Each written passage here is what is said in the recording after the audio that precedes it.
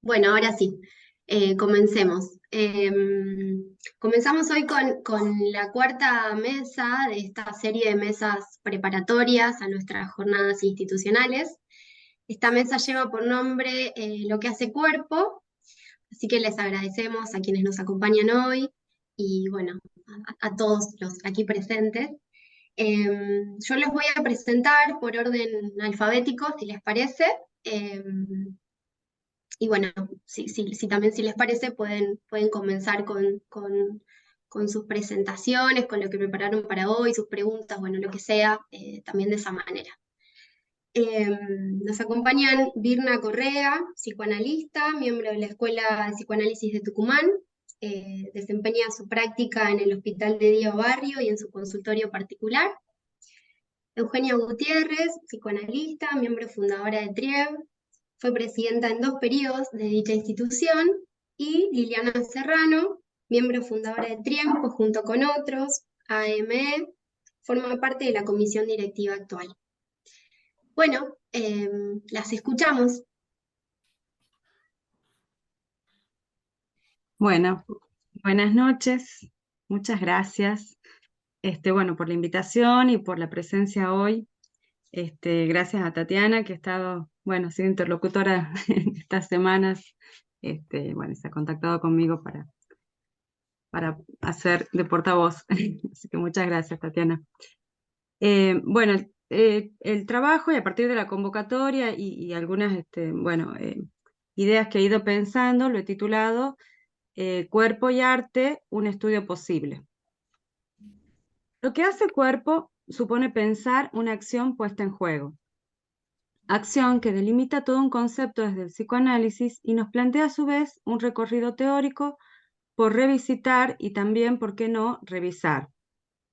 A la luz de los tiempos que atravesamos, entonces, cuerpo y época nos interpelan en este encuentro preparatorio para las jornadas de lazos para poner a trabajar qué entendemos por estos elementos hoy, cómo escuchamos, cómo leemos las demandas actuales cuando alguien nos consulta. Voy a tomar entonces, a propósito de la convocatoria, 2 aspectos que me han resultado interesantes para conversar el tema en un intento de articular asuntos de interés en nuestro quehacer. La cuestión de la época y el cuerpo en vinculación a ciertas expresiones artísticas. Intentaré entonces, con una viñeta clínica, ubicar algunos de estos elementos. La época. Algunas resonancias que en la argumentación he encontrado centraron mi atención en torno a la cuestión de la pregunta ¿qué hace cuerpo hoy? Interrogante articulado a la época que hoy atravesamos y que me llevaron a revisitar el texto freudiano El porvenir de una ilusión de 1927. Freud señala, y cuanto menos sabemos del pasado y del presente, tanto más inseguro habrá de ser nuestro juicio sobre el porvenir. Luego precisará que en la formación de este juicio intervienen las esperanzas subjetivas, individuales, las cuales dependen de factores personales, o más bien de la experiencia de cada uno y su actitud más o menos optimista ante la vida, determinadas por el temperamento, el éxito o el fracaso. Allí también en este párrafo del porvenir va a remarcar que los hombres viven el presente con cierta ingenuidad, sin poder llegar a valorar exactamente sus contenidos, debiendo ser considerado a distancia, el presente. Así, la valoración que podamos hacer del presente supone que el mismo sea convertido en pasado y así encontrar los puntos donde basar nuestro juicio sobre el porvenir. Es decir, que entonces la idea que vayamos a configurar de época supone cierto après-coup, cierta dimensión temporal a atravesar. Es en este atravesamiento subjetivo en donde nos estaríamos encontrando con presentaciones que nos interrogan, nos interpelan desde nuestro quehacer. Es en nuestra práctica en donde el valor de la palabra y el decir, en la experiencia analítica, vendrá a ocupar un valor.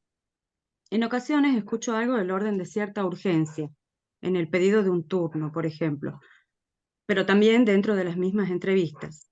Urgencias del orden de cierta subjetividad invadida por otros discursos que vienen a precipitar, a correr, a apurar un tiempo que en nuestra práctica es de otro orden, de una lógica singular. Asistimos a prácticas en contextos difíciles, con historias difíciles, en ocasiones de cuerpos restos desalojados, rechazados. Aparece una época donde la productividad, los ideales por ocupar el tiempo, por ganar dinero, productos o bienes, nos colocan ante la llamada ingenuidad nombrada por Freud en el apartado citado. Esta ingenuidad que él menciona cuando dice que en el presente no llegamos a valorar exactamente su contenido. Adhesiones a ciertos mandatos de una época donde el tiempo, ya sea por su falta o por su exceso, son cuestionados o más bien precisamente sometidos al valor de ideales que en ocasiones son feroces. En el hospital donde trabajo, por ejemplo, los ideales de productividad, altas, agendas y turnos ocupados son mirados por un otro que por momentos es un arte hacerle cerrar al menos un ojo. Rescato otra cita del Porvenir, que dice: y probablemente en todas las épocas, como de nuevo ahora, se han preguntado muchos hombres si esta parte de las conquistas culturales merece en general ser defendida. A mi juicio, continúa Freud, ha de contarse con el hecho de que todos los hombres integran tendencias destructoras, antisociales y anticulturales, y que en gran número son bastante poderosas para determinar su conducta en la sociedad humana. Advertencia freudiana que nos coloca frente al límite también de nuestra práctica. Aún no todo, aún imponderable, en donde en ocasiones nuestro quehacer se ve llevado al punto del hasta dónde. En el seminario 7, en la clase 12, Lacan advierte acerca de la trampa benéfica del querer el bien del sujeto e introduce la pregunta: ¿de qué se desea curar al sujeto? Cito: esto es inherente a nuestra experiencia, a nuestra vía, a nuestra inspiración. Curarlo de las ilusiones que lo retienen en la vía de su deseo. Se pregunta: ¿hasta dónde podemos llegar en esta dirección? Considero interesante este asunto del hasta dónde como una interpelación necesaria a pensar desde la posición del analista, desde donde quiera que sea que opere. Época y cuerpo. La pregunta sobre lo que hace cuerpo hoy nos invita a otras preguntas que exigen también ciertos recorridos desde el discurso que nos habita. ¿De qué cuerpo se trata en psicoanálisis? ¿Cuál es la idea de cuerpo que tenemos como concepto y como construcción? En Introducción al Narcisismo, Freud se pregunta qué relación puede existir entre el narcisismo, del que ahora tratamos, y el autoerotismo, que hemos descrito como un estado primario de la libido. Dirá: haremos ya observar que la hipótesis de que en el individuo no existe desde un principio una unidad comparable al yo es absolutamente necesaria. El yo tiene que ser desarrollado. En cambio, los instintos autoeróticos son primordiales. Para constituir el narcisismo ha de venir a agregarse algún otro elemento, un nuevo acto psíquico. Lacan, en el estadio del espejo como formador, va a señalar la importancia que tiene para el niño en sus gestos, con la experiencia lúdica de la imagen reflejada, ese complejo virtual con la realidad que reproduce, con su propio cuerpo y con las personas que se encuentran junto a él. En este despliegue conceptual nos encontramos con el asunto de la identificación como articulador en cuanto a la transformación que en el sujeto asume la imagen. Así, la alegría ante el espejo, aún en su impotencia motriz y en su dependencia lactante, ya demarcan una matriz simbólica, en donde el yo se precipita de manera primordial, antes de objetivarse en la dialéctica, de la identificación con el otro y antes de que el lenguaje le restituya en lo universal su función de sujeto. En la clínica asistimos al encuentro de diversas manifestaciones con presentaciones donde las fallas en estas operatorias invitan también a atender el tema de la posición del analista. Por otro lado, la cuestión del discurso de la época nos interpela, como decíamos, y nos ubica frente a la sugerencia freudiana leída en El Porvenir de considerar el presente a distancia. Distancia necesaria que articula el tiempo desde la lógica de darnos un tiempo, como puede ser también en estos espacios de trabajo donde el intercambio con otros propone un acto interesante dentro de nuestra práctica. Asistimos a una época en donde lo voraz de la pregnancia de la imagen invita al sujeto a una suerte de ideal hiperaplastante, imperioso, sin salida. Basta abrir el Instagram y su siniestro algoritmo de inteligencia artificial para encontrar planes alimentarios, vida fitness, planes de entrenamientos con promesas mágicas, cirugías, testimonios de antes y después, y un sinfín de saberes sobre sanaciones de mente, cuerpo y espiritualidad. Capítulo aparte, las tan de moda terapias de biodecodificación que proponen saberes riesgosos que coagulan al sujeto en un saber absoluto y atrapado. Me pregunto qué dirían Freud y Lacan de estas menciones al cuerpo hoy. Sin embargo, bueno, contamos con una generosa transmisión que nos permite también leer la época que nos atraviesa y escuchar a nuestros pacientes en la escena analítica, en tanto un artificio que permite operar desde una lógica a otra. Así las cosas, somos convocados a trabajar frente a este impulso voraz que la época parece imponer. Cuerpo y arte, un estudio posible. Entonces, para el armado de un cuerpo, pareciera ser que se hace necesario de una determinada operatoria que, ante la presencia de ciertas fallas en su constitución, podrían entrar en escenas algunas otras. En una situación de orden doméstica propia, me sucede lo siguiente.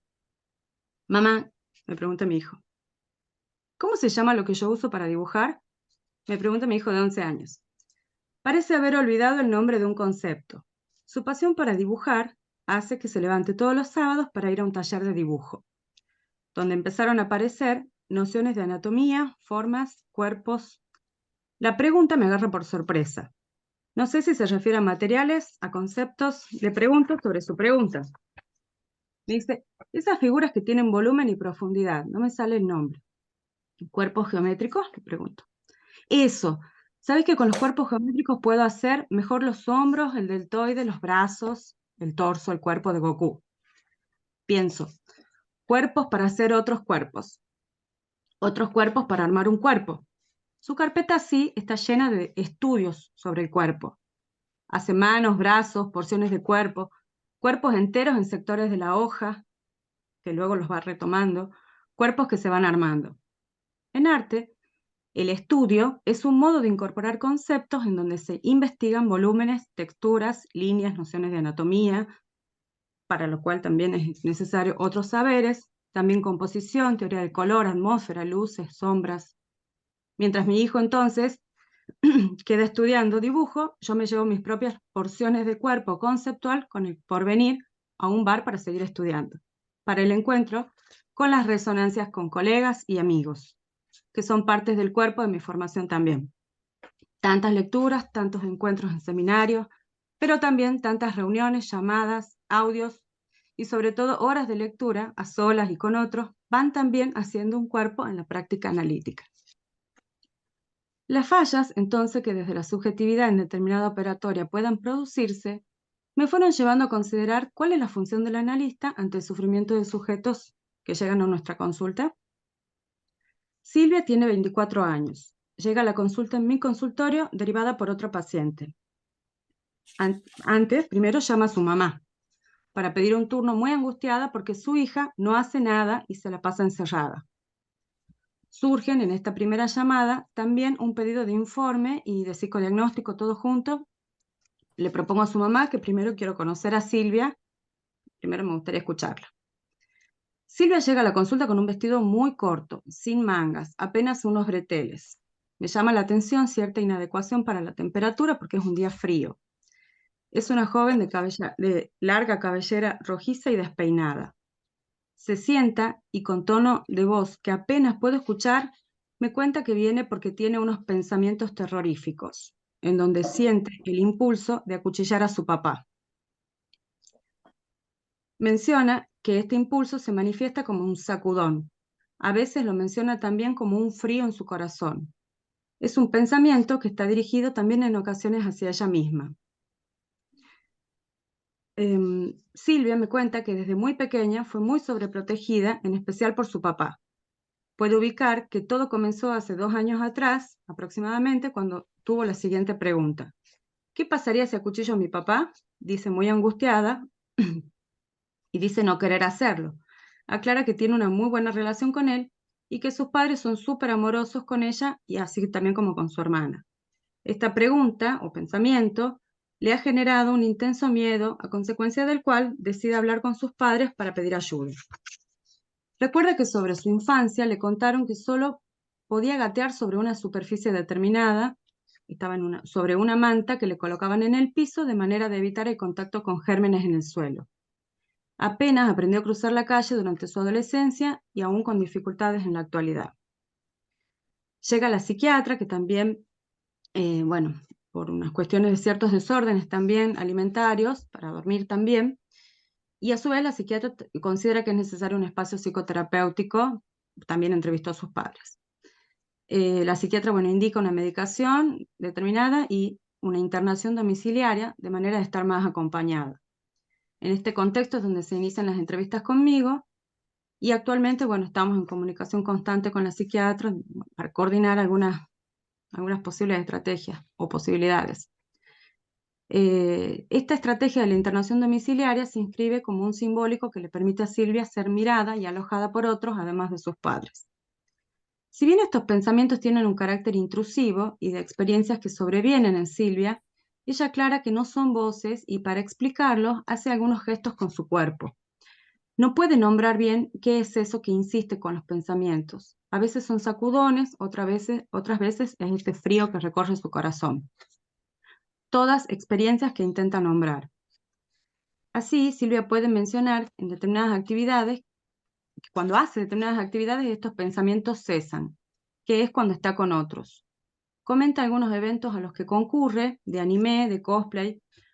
Me muestra una foto donde utiliza un modesto disfraz para un anime y comienza a hablar de sus intereses y de las lecturas que ocupan su tiempo. Durante todos estos momentos los pensamientos se detienen, pero sobre todo los pensamientos se detienen cuando Silvia canta. Me cuenta que fue algún tiempo a un taller de canto que ha retomado, pero con cierta discontinuidad. Hay algunos síntomas respiratorios o congestiones que parecen interrumpir su concurrencia. Sin embargo, es una actividad que la entusiasma. Dice, quiero ser cantante. En la penúltima entrevista, antes de irse, me regala una canción. Su tono de voz dulce, firme y afinado, calmado, parece orientar algo en relación al armado de un cuerpo para Silvia en ese ser cantante. Freud señala en Introducción al Narcisismo, la inmortalidad del yo, tan duramente negada por la realidad, conquista su afirmación refugiándose en el niño. Pienso en esta sobreprotección que sofoca a Silvia, que la invita a estos pensamientos o impulsos por hacerse daño, en tanto una falla narcisística que la convoca a lastimarse. En ese mismo párrafo, Freud agrega, el amor parental tan conmovedor y tan infantil en el fondo no es más que la resurrección del narcisismo de los padres, que revela evidentemente su antigua naturaleza en esta transformación en amor objetal. Tanto Silvia como sus padres están muy apurados por saber qué le pasa, qué tiene, cómo se llama lo que tiene o lo que le pasa. Le propuso un tiempo para trabajar, para escucharla, y así Silvia en las entrevistas parece haber encontrado cuándo están y cuándo no están esos pensamientos. Esto ha sido un hallazgo del cual ella no tenía noticias. Últimamente puede mencionar que estos pensamientos estuvieron un poco solamente, pero que están controlados. Los tiene, pero no tan fuertes. Retomando entonces la pregunta, ¿cuál es la función del analista ante el sufrimiento de sujetos que llegan a nuestras consultas? Aventuro a pensar, y es propósito de este trabajo quizás poder conversarlo luego, que otros cuerpos, como por ejemplo también de la escena analítica, puede ficcionar un lugar que habilite la subjetividad. Ficción que requiere a su vez de una serie de operatorias a trabajar y en donde las palabras puedan cobrar cierta dimensión más allá de los goces del cuerpo. Así, voz, letra y cuerpo intentan quizás llevar sus propias voces, lecturas y ropajes para hacer algo propio con el ser.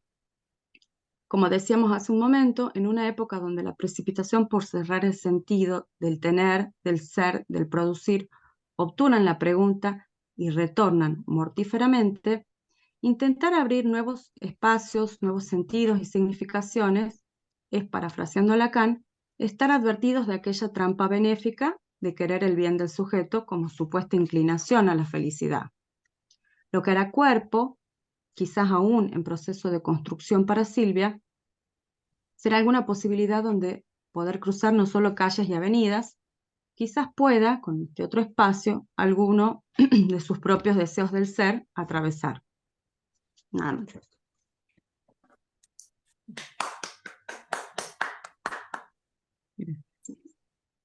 Gracias, Virna. Eugenia. Hola, bueno, muchas gracias, buenas noches a todos. Primero quería agradecer la invitación de Lazos, que específicamente a Flor Vera, que fue quien me la hizo llegar, así que muchas gracias. Bueno, y voy a intentar compartir con ustedes lo que pensé. También quiero agradecerle a Moisés Azareski, que está ahí y me ayudó a ordenar las ideas que tenía para este trabajo, así que bueno, voy a leer lo que pude ir pensando. ¿Qué hace cuerpo hoy? ¿Cómo responder a este interrogante? ¿Podemos pensar que lo que hace cuerpo hoy es diferente de lo que hizo cuerpo ayer? ¿Qué particularidades le da la época al cuerpo? Desde el psicoanálisis podemos pensar que hay ciertas cuestiones que son invariantes en la adquisición de un cuerpo, porque para el psicoanálisis a un cuerpo se lo construye. Por lo tanto, tener un cuerpo, contar con un cuerpo, no es algo que esté asegurado por el mero hecho de nacer munidos de un organismo. Ya que el cuerpo es una construcción, nacemos con un soma, pero ¿qué operaciones tienen que ocurrir para poder llegar a tener un cuerpo? Bueno, algo de esto es lo que habló Virna, ¿no? De las operaciones que tienen que acontecer y de las fallas que podrían darse ahí, ¿no?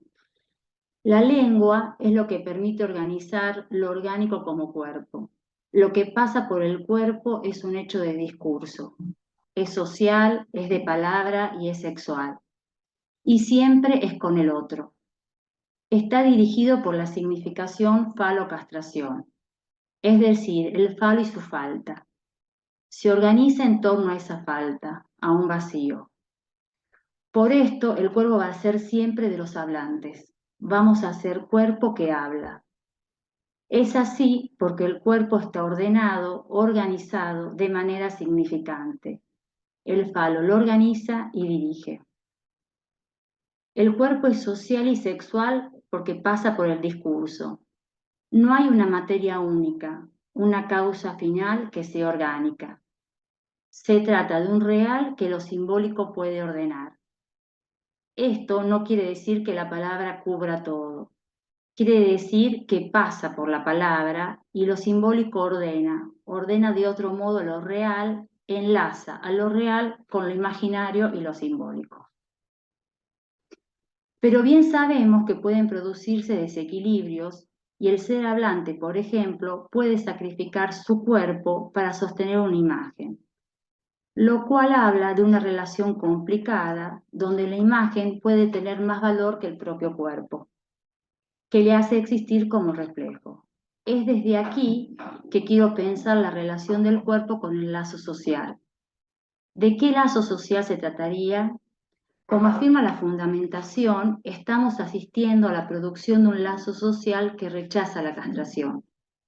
Un ejemplo de esto podrían ser los discursos totalizantes que intentan, infructuosamente por suerte, que todo sea tipificado, catalogado, codificado, normalizado. Esas instrucciones suelen recaer sobre todo aquello que excede el saber y la técnica. El cuerpo, el amor, la maternidad, el erotismo. ¿Son acaso tentativas de agotar, cernir, estrechar, rodear y de esta forma pretender que se puede saber anticipadamente?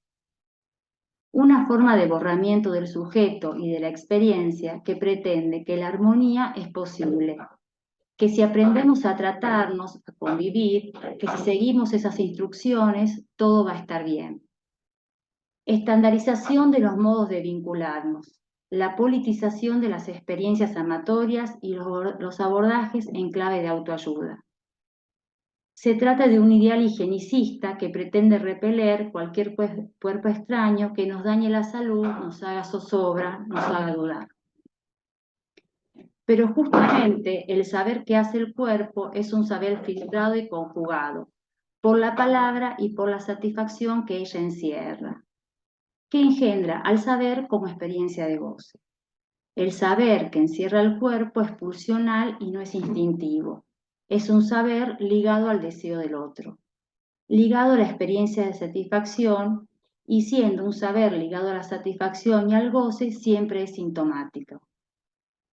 ¿Por qué? Porque esos síntomas van a tener que ver con un saber en el cuerpo, que no responde a los mandos naturales, ni a los planteos higienicistas. Entonces, el síntoma es algo con lo que uno se las tiene que arreglar, y se las tiene que arreglar hablando. Tiene que ver con el misterio del cuerpo hablante.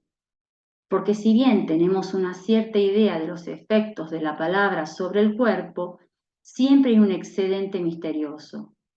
Es ese excedente del que los discursos cientificistas intentan explicar y acallar, con diferentes recursos que buscan reducir al cuerpo a una ciencia supuesta. Es decir, reducir el saber pulsional a un saber intuitivo o genético, pretendiendo recortar el cuerpo solo a una unidad orgánica, desconociendo los efectos del significante. Lo que quisiera retomar acá es la cuestión de cómo se relaciona el cuerpo del sujeto con el sexo, la sexuación y el lazo social, que pretende rechazar toda relación a la castración. Es el ideal de esta madre que, pretendiendo rechazar todo perfil esencialista del ser, rechaza de plano la función del otro real en la efectuación del sujeto y la función fálica, que no es sino otro nombre de la castración. El no hay relación sexual es otro nombre de escribir la castración. Es eso lo que rechaza esta madre al no pronunciarse sobre la diferencia sexual, con la idea de no determinar al niño en la elección de su identidad sexual. Cuando se eleva el niño al lugar del niño que ya sabe si es nena o varón, lo que se pretende es suturar la imposible relación sexual, con el rechazo de la pérdida de goce que ésta conlleva. La intrusión incestuosa es tan negativa cuando se censura cruelmente la investigación sexual infantil, como cuando el adulto da por buenas declaraciones de identidad hechas en tiempos prematuros. La sexualidad se va tejiendo en estos tiempos de comprender, que son la infancia y la adolescencia, y recién hallarán su momento de concluir bastante más tarde. Me parece importante poder pesar estas cuestiones que cada vez escuchamos más en nuestro consultorio, para poder pensar qué hace cuerpo hoy. ¿La diferencia sexual hace cuerpo? Podemos preguntarnos sobre las incidencias sobre el cuerpo de los discursos que apuntan a desconocer esa diferencia. ¿Qué efectos conclusivos podrían tener estos discursos? Ya que podemos apreciar una gran desorientación que en el mejor de los casos producirá síntomas. Y el porvenir del psicoanálisis dependerá de las respuestas que los psicoanalistas podremos dar. Nada más. Muchas gracias. Muchas gracias a vos, Eugenia. Liliana. Ahí está. Bueno, agradezco a Lazos por la invitación que me llegó a través de Miriam, a quien también le agradezco toda su interlocución, y bueno, a mis compañeras de mesa, un gusto. Bueno, lo que hace cuerpo. Una de las primeras distinciones que establece Freud en el inicio de lo que será su teoría es que el cuerpo no es solamente un cuerpo orgánico, sino que hay algo más que se pone en juego y hace que un cuerpo sufra, duela y hable de manera singular. En el inicio descubrirá en sus histéricas algo disonante, y tal como el hilo de Ariadna, concluirá en que se trata de imágenes verbales deambulando por los conductos nerviosos, dice en Estudios sobre la histeria. Lacan va a establecer que el cuerpo es RSI, que el organismo humano dependerá de operaciones contingentes para conformarse como cuerpo, que su indefensión infantil establece una absoluta dependencia al otro, que entre otras cosas gozará de él, goce que anudado al deseo y al amor tendrá sus límites o no. Entonces, el cuerpo será constituido a partir del enlace de un real imaginarizado y simbolizado por el otro. En ese movimiento de enlace los tres registros estarán presentes y será la conjunción del cuerpo biológico con la imagen que del cuerpo propone el otro y sus palabras de reconocimiento. No hay cuerpo sin las palabras del otro, y es el amor y el deseo enlazados a un real orgánico lo que dará lugar a un cuerpo subjetivizado, erogeneizado, capaz del dolor, del sufrimiento, del goce, del erotismo, del amor. Goces, síntomas y dolores del cuerpo, entonces, no se reducen al puro organismo, y la clínica nos muestra las fallas y tropiezos que podemos encontrar en su constitución. Gracias, Liliana. Bueno, gracias nuevamente a las tres presentadoras de hoy, Eugenia, Liliana, Virna. Bueno, y ahora la idea es que podamos abrir un espacio para el intercambio, para las preguntas, los comentarios, así que están todos invitados para eso. Puede ser levantando la mano, pidiendo la palabra con el micrófono, como quieran.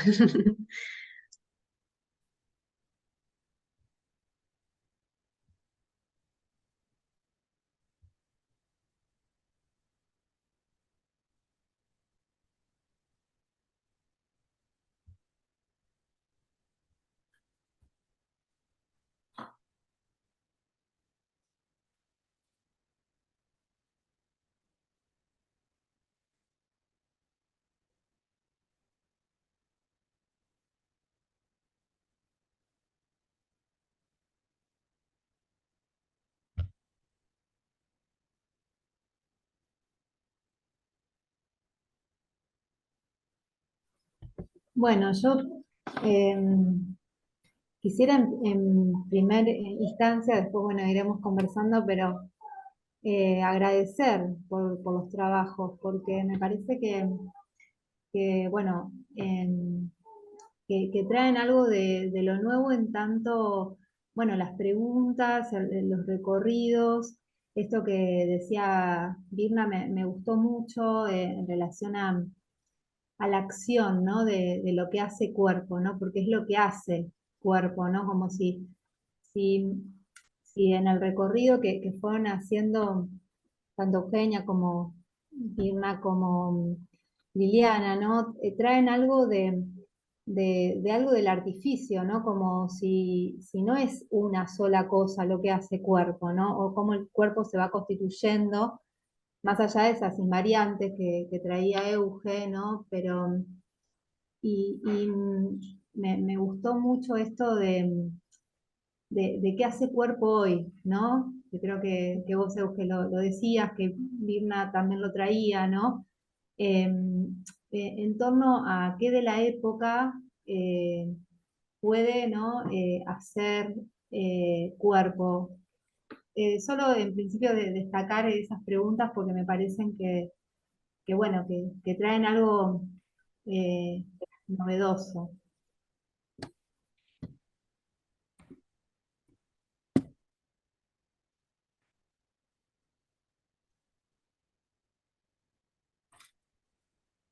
Buenas noches, yo por ahí quería hacer compartir un pensamiento en voz alta respecto de las exposiciones, agradecerles, súper interesantes.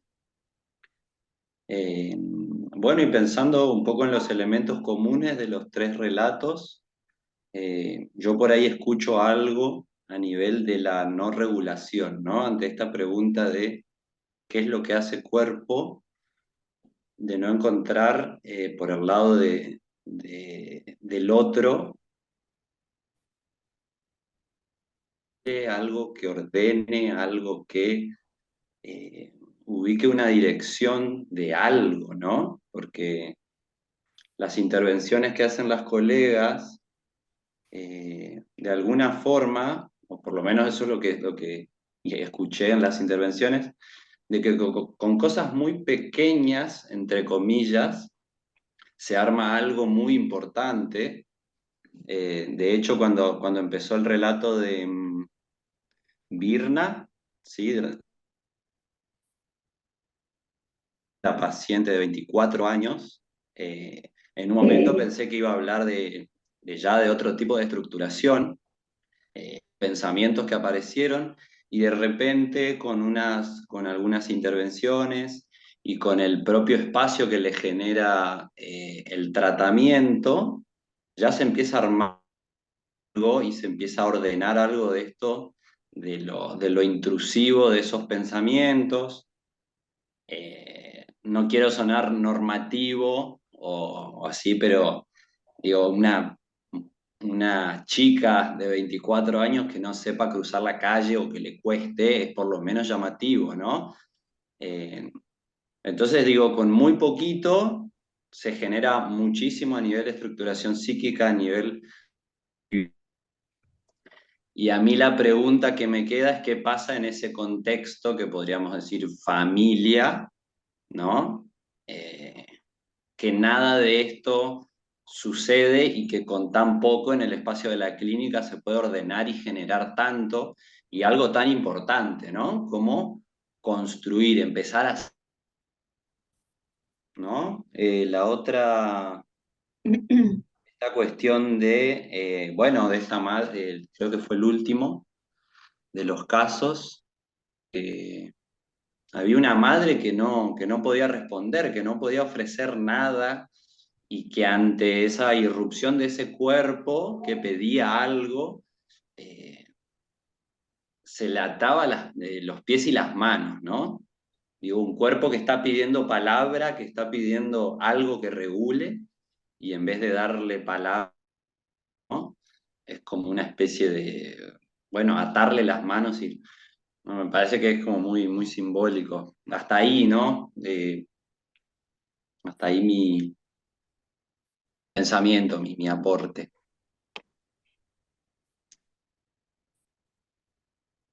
Bueno, yo también quería hacer un comentario. Me sumo al agradecimiento, unos recorridos hermosos y emotivos han hecho. Quizá esto que decía Javier, ¿no? La intervención y lo que se produce ahí cuando hay una escucha ética, ¿no? En relación al sujeto y a lo singular. Y un cuerpo que soporta, ¿no? Eh, Quizá ahí para conversar qué lugar el cuerpo del analista. Pero lo que escuchaba era en los tres algo de los tiempos instituyentes de un sujeto, de un psiquismo, tiempos instituyentes de un cuerpo que se hace, como bien lo resaltaron, ¿no? No venimos con un cuerpo, el cuerpo se hace. Y si bien, más allá de la edad, como lo decían recién, hay tiempos instituyentes de cuerpo, psiquismo, inconsciente, sujeto, ¿no? Y operatorias ahí que son precisas, que ocurran.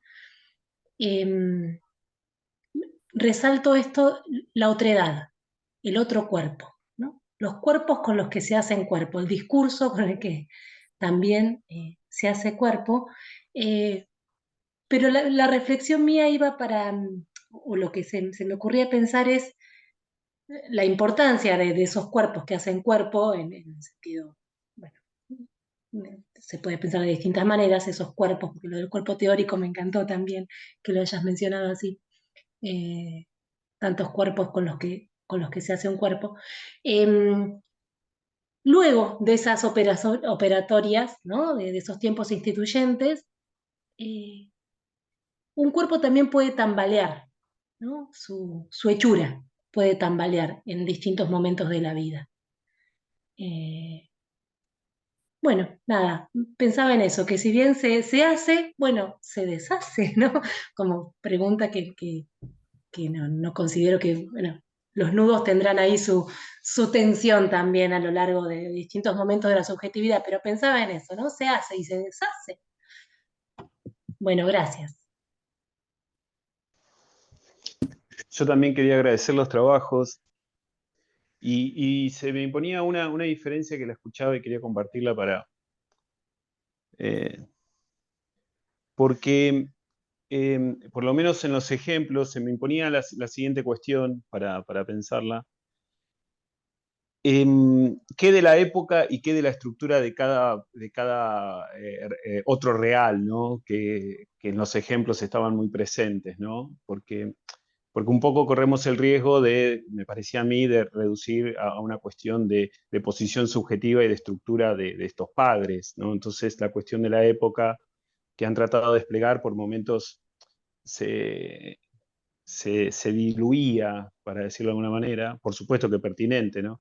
Pero, claro, lo que sí aparecía es que no había fragmentación, digo, para pensar estos cuerpos, más pensando en la psicosis, donde el cuerpo no aparece. Acá, por lo menos en los casos, y para introducir la época, no aparece esos fenómenos de fragmentación, pero sí aparece esto que por ahí Javier me ayudó a pensar, que tiene que ver con la orientación, ¿no? Con los vectores por los cuales se ordenan los goces y el deseo. Pero entonces lo que hace cuerpo no es solamente la estructuración del soma como consistencia, digamos, sino como aparato de goce que permita cierta vectorización hacia el deseo del otro, el discurso, el lazo social.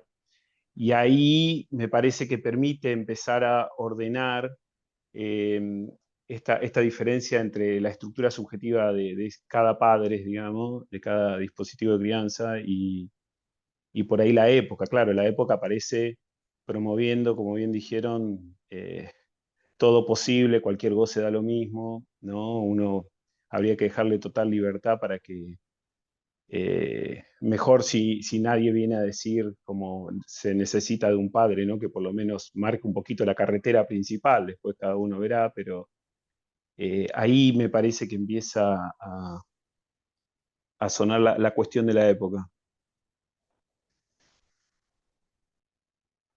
Y otra cuestión que también había notado acá, esto de los cuerpos que se arman y se desarman, que también me parece interesante, porque es cierto que uno en algún momento puede perderse, pero, y eso también creo que tiene que ver con lo que traía Virna en una chica.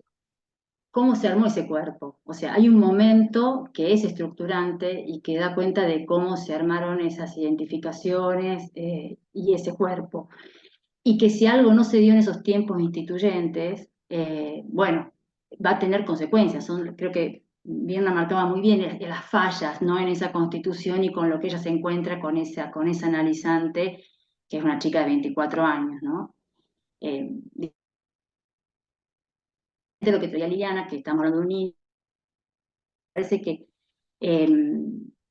cuando hay ciertas operaciones que se dieron en tiempos instituyentes, uno puede perderse, pero se vuelve a encontrar. Si no están dadas ciertas operaciones, bueno, esa pérdida puede ser mucho más complicada, ¿no? Me parece que, no sé, dos cuestiones de lo que vine escuchando.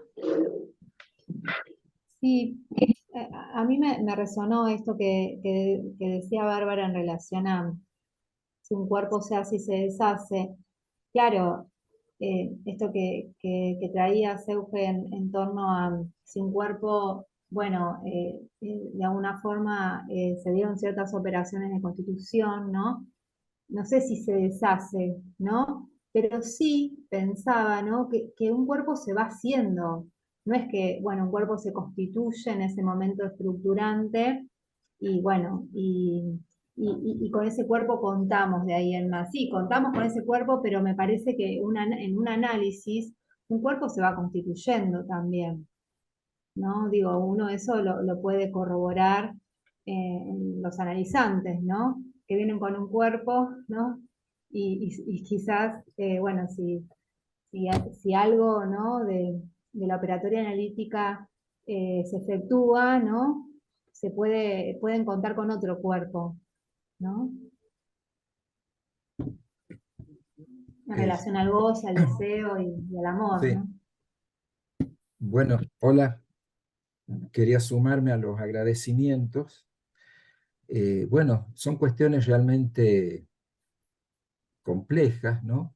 Me parece que el cuerpo incide mucho, si hablamos de un cuerpo imaginario, o sea, ya anudado a los otros registros, real simbólico, un cuerpo, digamos, que ya está con esa riqueza y con ese bagaje, que podrá entrar en muchos problemas, pero no se va a deshacer, ¿sí?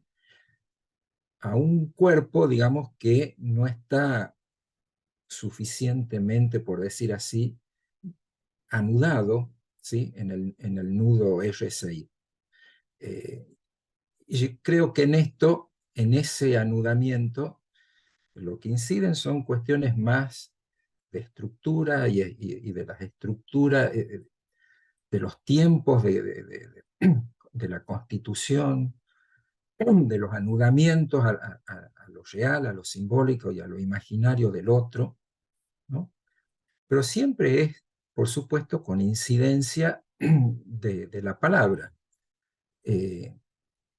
Pensaba, qué ingenuidad creer que no decir algo, ¿sí? o quedarse así en algo ambiguo, eso es no determinante.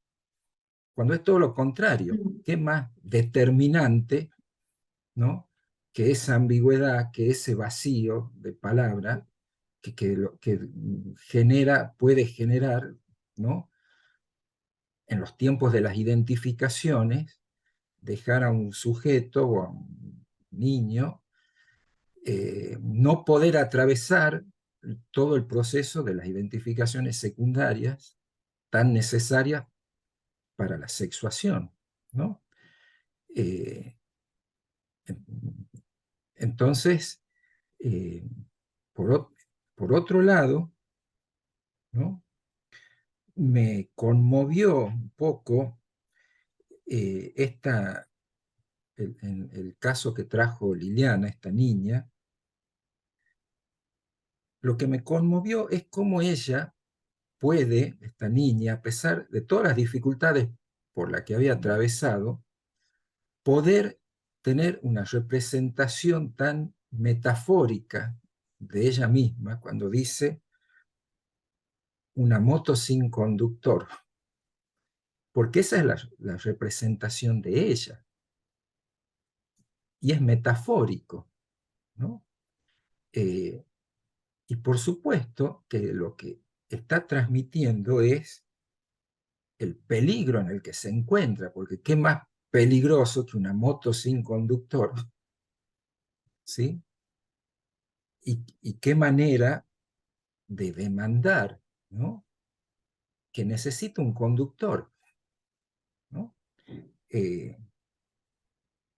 cómo al final ella puede hacer una representación plástica, no sé, de la abuela, del monstruo, porque el monstruo es la abuela, lo está diciendo de alguna manera, ¿no?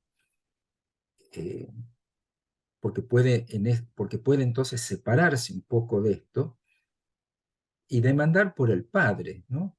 Demandarle al analista por el padre, ¿no? O sea que esta niña también fue puesta en peligro, en este caso, por el goce del otro, que podía llegar a causar estragos en ese cuerpo.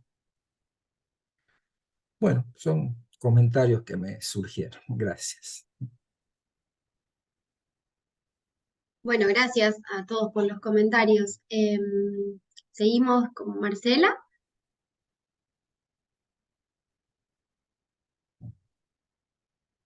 Estás silenciada, Marce.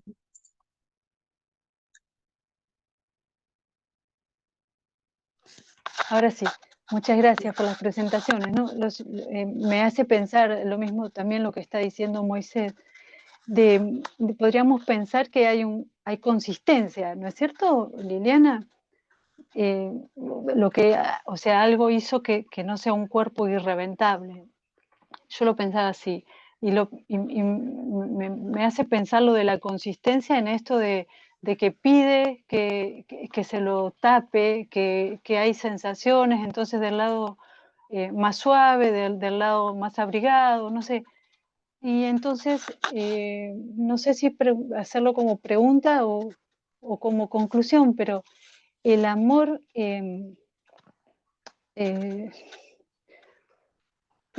hace cuerpo. Esa es mi pregunta. Es para invitar a pensar. Gracias por escucharme. Birna y Miriam, y después si les parece, bueno, Liliana, Eugenia, quieran retomar ahí.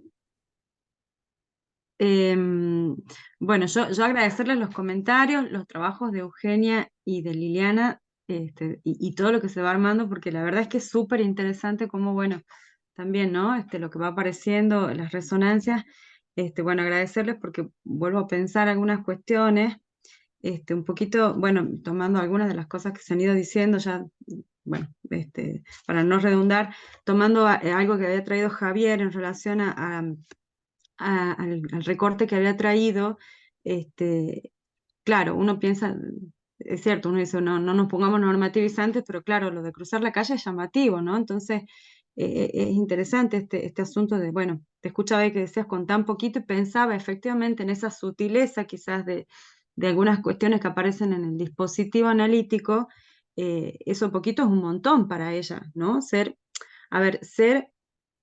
escuchada en otro orden de cosas que no sea el hacer, ¿no? Esto del ser cantante, ¿no? Cantar y traer una canción y que pues, esa canción tenga un lugar, en fin, y la cantidad de cuestiones en relación a sus intereses artísticos y demás, es un mundo para ella, para esta paciente. Que nada tiene que ver con este asunto de responder como rápidamente al diagnóstico, que de alguna manera es lo que los papás de ella insisten, ¿no? Con el diagnóstico o a ver, que también es el apuro por el hacer, el planteo de, teniendo un diagnóstico haríamos tal cosa, ¿no? Y al mismo tiempo es para que ella pueda hacer algo a nivel productivo, ¿no? Que haga, que no sé, que se inserte en no sé dónde, y hay un apuro. Así, también, de acuerdo. ¿No? Pero digo, este ideal productivo pensaba también cómo responde a la época y cómo lo cintureamos, ¿no? Porque también es como, bueno, hay una insistencia constante también, ¿no? Este apuro de pronto que, bueno, me encuentro con otra cosa, con este ser cantante o con los efectos que tiene pensando en este cuerpo, ¿no? Que quiere ser, que dice así, quiero ser cantante más que hacer, ¿no? Bueno, un poco ahí como en estas resonancias de los otros tiempos también y de la época, lo traía, la verdad es que la convocatoria me ha hecho pensar mucho en esto, ¿no? Bueno, las cuestiones de la época articuladas a esta cuestión del cuerpo, así que bueno, agradecerles todo lo que me están haciendo pensar también. Miriam. Sí, Dayana, gracias. No, bueno, quería, bueno, sumarme a los agradecimientos porque, bueno, muy interesantes los tres recorridos, bueno, siempre acompañar con la clínica nos abre los caminos.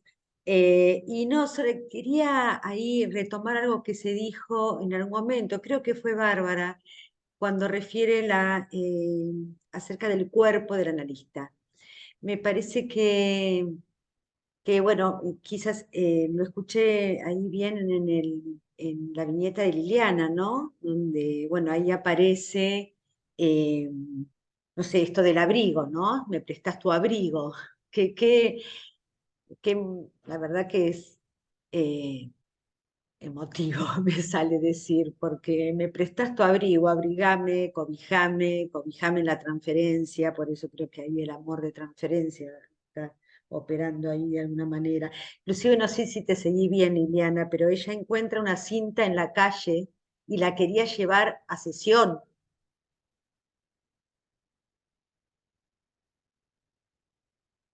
Sí, sí, sí, tal cual. Ese fue el tema. Ella encontró una cinta que quería traer. Claro, que Y lo que después la hicimos dibuja y fue la... reemplazarla, claro, reemplazarla, porque la mamá la tiró. Sí, esto que, bueno, ya que está, comento lo que iba a comentar, agradezco mucho todos los aportes, los comentarios. Yo creo que el amor de transferencia y el deseo del analista fueron los que de alguna manera anudaron algo, ¿no? Ahí, claramente no era una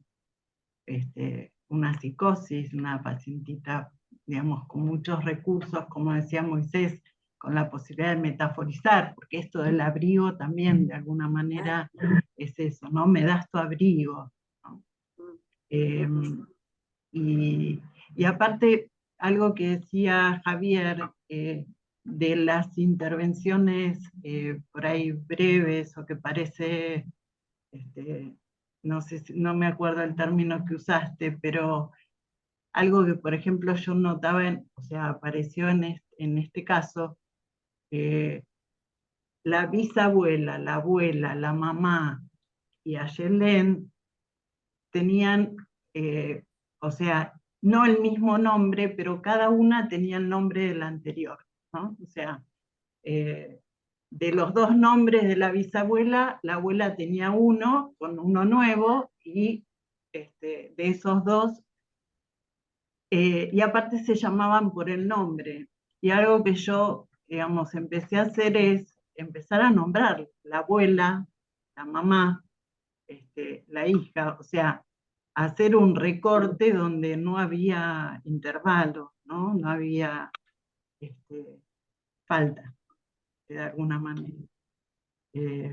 Y aparte, lo sorprendente es que no fue un análisis de mucho tiempo, fueron muy poquitos meses. Y el cambio fue notorio, ¿no? Estos recortes que yo hice.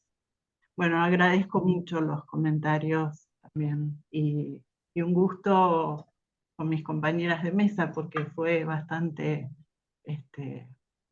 bueno, coincidente, ¿no? Bueno, nada más.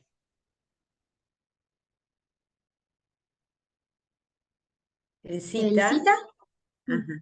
Sí, si hay un tiempito quería, bueno, felicitar a las tres expositoras por lo que nos han traído y a Lazo por la propuesta esta que, bueno, resultó absolutamente interesante las exposiciones y lo que se fue armando en el diálogo, y eran unas ocurrencias que querías compartir en relación a lo que se dijo. En un momento, creo que es Matías, dijo algo como que la época quedó por afuera, y me remitió nuevamente a esta frase del porvenir de una ilusión que trajo Birna, sabiendo, creo que Claudio Freud no fue nada ingenuo, ¿no? Y él dice, vivimos el presente con ingenuidad. Me parece que es interesante como, bueno, ese hallazgo que trajo Birna, tenerlo en cuenta, ¿no? En relación a, bueno, por ahí pensamos la época y después la dejamos o queda de lado, ¿no? Esto de la ingenuidad me pareció una perlita interesante. Y después respecto a un comentario que hizo Bárbara del cuerpo los cuerpos que tiemblan, o bueno, esto, ¿no? Lo interesante o terrorífico que puede ser un cuerpo que desfallece, o esos movimientos, ¿no? Del cuerpo, y se me ocurría un subinciso a lo que hace el cuerpo, es que qué y cómo se sostienen los cuerpos, ¿no? Y creo que algo de esto se fue contestando con algo que trajo Eugenia, luego Moisés también, en relación a las identificaciones y al nudo, pero bueno, se me armó también esa pregunta y quería compartirlas, ¿no? Y bueno, felicitar por el trabajo y agradecerlo. ¿Puedo decir algo más, Miriam? Un Claro, comentario claro. porque, Sí, no, sí, porque Liliana. ahora que cita, Ay, Te te silencio. muteaste. en relación a lo que decía Bárbara de los cuerpos que se hacen y se deshacen, yo pensaba, bueno, en realidad la metamorfosis de la pubertad es un momento en el que algo del cuerpo se desarma y necesita reanudarse, ¿no? O sea, volver a enlazar ese real que aparece, ¿no? Como, bueno, no es deshacerse, pero sí se desanuda, lo pensé de esa manera, ¿no? Eso nada más.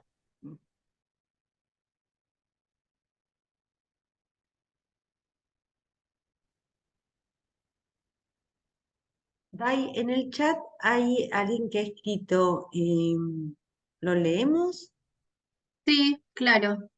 Lo leo yo. No sé si están, pero Juan Carlos Torres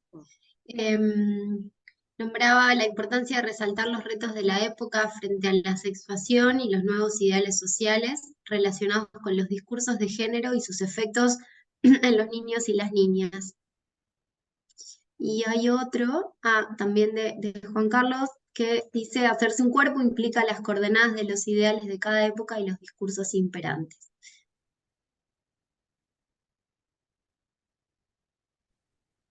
Una cosita en relación a esto que también creo que tiene que ver con lo que una que me gustó cuando dijo los ideales hiperaplastantes, ¿no?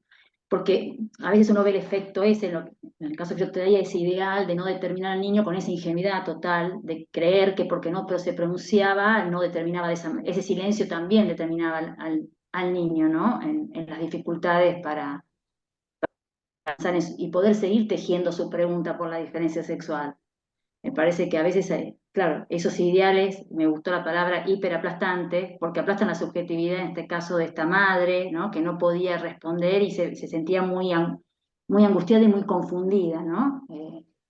Bueno, que estaba en consonancia. Y también, antes de terminar, quería agradecer también a mis compañeras de mesa, porque me parece que los trabajos también pudieron dialogar, ¿no? De alguna manera, a las tres presentaciones. Así que un placer haber trabajado con las dos.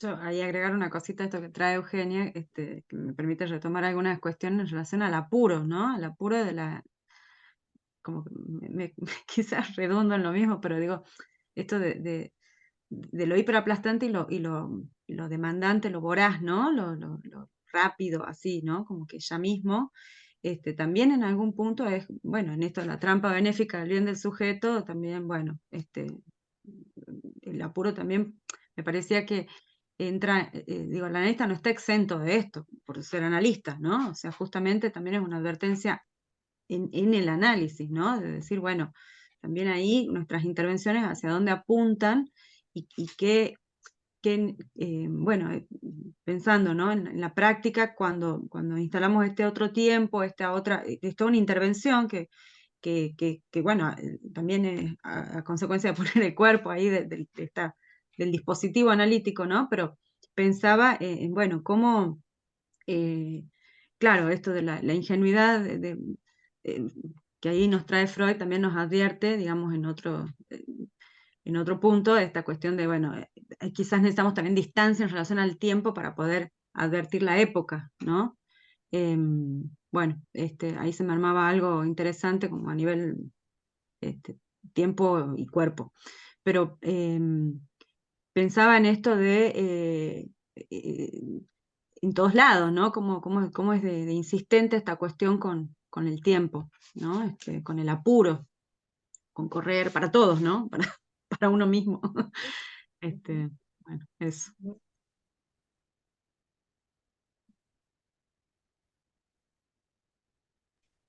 acá el cita, decís algo, me quedó, ¿lo leo? O O decís lo digo porque no dale, sabía si ya no había tiempo, pero no, me dale. había quedado también el comentario en relación a esta deriva interesante del cuerpo, de que son necesarios otros cuerpos para armar un cuerpo, ¿no? Que me resultó interesante esto desde el cuerpo geométrico hasta el cuerpo teórico y bueno, y la variedad que fueron surgiendo acá, ¿no? Interesante pensarlo así, me parecía, quería decirlo también a eso, subrayarlo. Era ese comentario.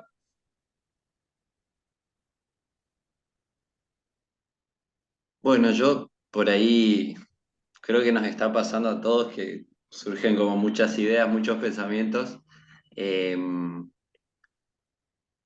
y por ahí peco de una percepción que tengo que creo que la mayoría de los que estamos acá presentes, del no decir para no generar un determinismo, ¿no? Es como una, wow, ¿no? Te está pidiendo una palabra y vos le decís a un chico de 5 años, no se toma posición frente a eso, y estamos hablando de todo constitutivo de un llamado a una operatoria. Y lo peligroso creo que ahí un poco se conjuga con la cuestión epocal, que me parece que hay que intentar, estamos, ¿no? En esta época, pero de que algo de ese discurso imperante, que un poco tiene que ver con la lucha feminista, la cual mucho, digamos, pero en el lugar complejo que deja a una persona que frente a un llamado no contesta, ¿no? Y lo que decía Moisés, que me pareció muy enfático, ¿no? Esto de lo significante que resulta no significar, ¿no? De un llamado a responder con un silencio, ¿no? Y cómo cuando se contesta algo de eso, bueno, digo, baja un poco la ansiedad, baja estos llamados, ¿no? Porque son llamados a hacer, a que, como dijo, no me acuerdo quién lo había dicho, a poner una palabra ahí, ¿no? Era un llamado, así como esta chica que creo que también todos escuchamos que pedía abrigo, ¿no? Un poco contestando a lo de Marce, que era que si el amor hace cuerpo, ¿no? Claro que sí. En el sentido del lazo, ¿no? De lo que genera lazo.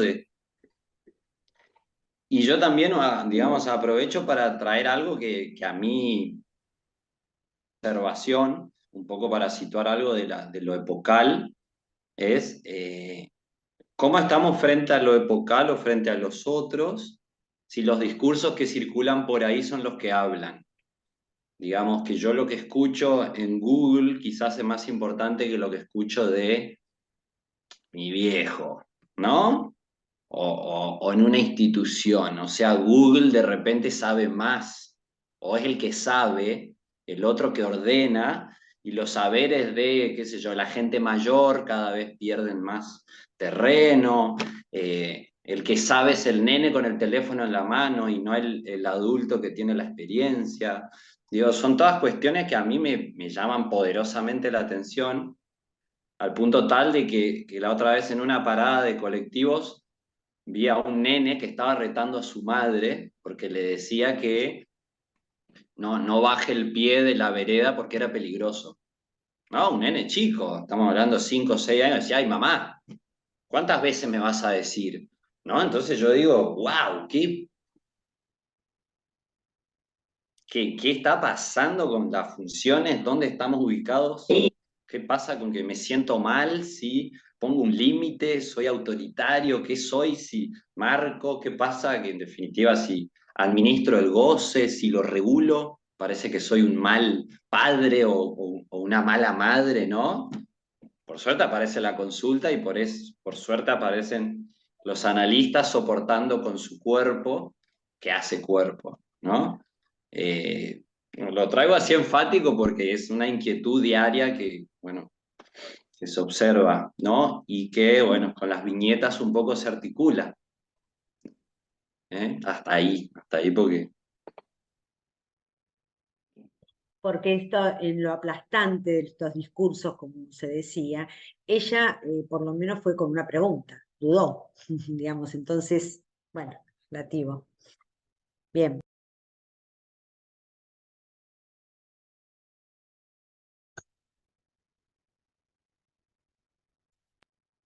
Bueno, nos hace hablar la época, eso está bueno. Muchas gracias por su participación, por sus aportes, los trabajos, las preguntas.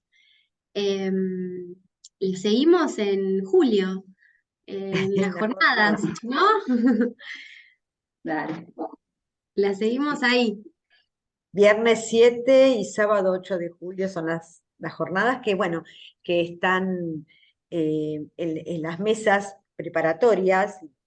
Los temas que se abordaron en las 4 mesas van a estar en las jornadas también, y un foro de debate al final ¿no? Cuyo tema es el tema de las general de las jornadas, ¿no? El porvenir de lazo social en el encuentro con lo real. Así que bueno, están todos invitados. Invitados a poner el cuerpo. Presencial. A poner el cuerpo, sí, es bárbaro, presencial. Bueno, gracias. Muchas Gracias. gracias. Bueno, Gracias muchas gracias por la a todos. invitación, gracias. Adiós. Muchas gracias. Gracias, Chao. Gracias. muy bueno, muy lindo Gracias, todo. buenas noches. Buenas noches. Muchas gracias por la invitación. Adiós. Adiós. Chao. Gracias, Euge, Lili. Gracias. Besos. Chau, chau. Gracias.